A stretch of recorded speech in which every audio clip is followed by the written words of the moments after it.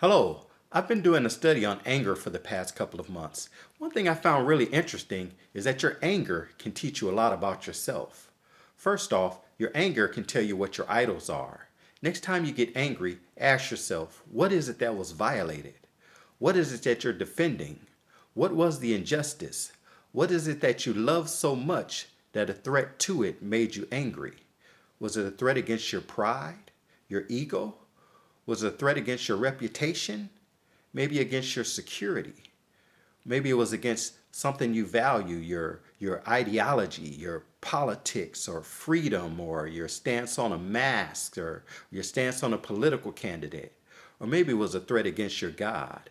What is it that you love so much that a threat or a challenge against it made you angry? So anger can point out what it is that you truly value.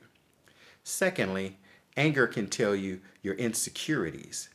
What is it when someone mentions something about it that it made you mad? What is it that you're insecure about? What is it that you're sensitive about that someone just a mention of it made you angry? So anger can point out your insecurities.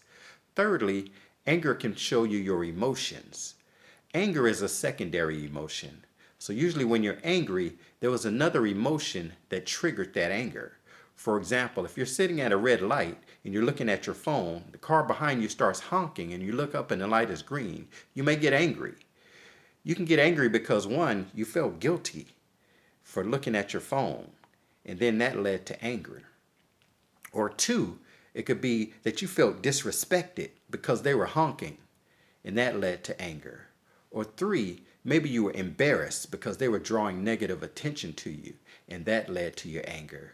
So if you pay attention and try to identify what the initiating emotion is, that can teach you a lot about yourself.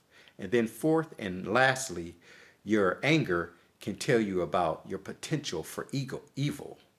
So when we get angry, we have thoughts that come to our mind. We all have subconscious thoughts and imaginations, things that we suppress, things that aren't maybe they aren't in line with our morals, or they aren't in line with the societal views, or they aren't in line with our religion, and so we suppress them and put them away.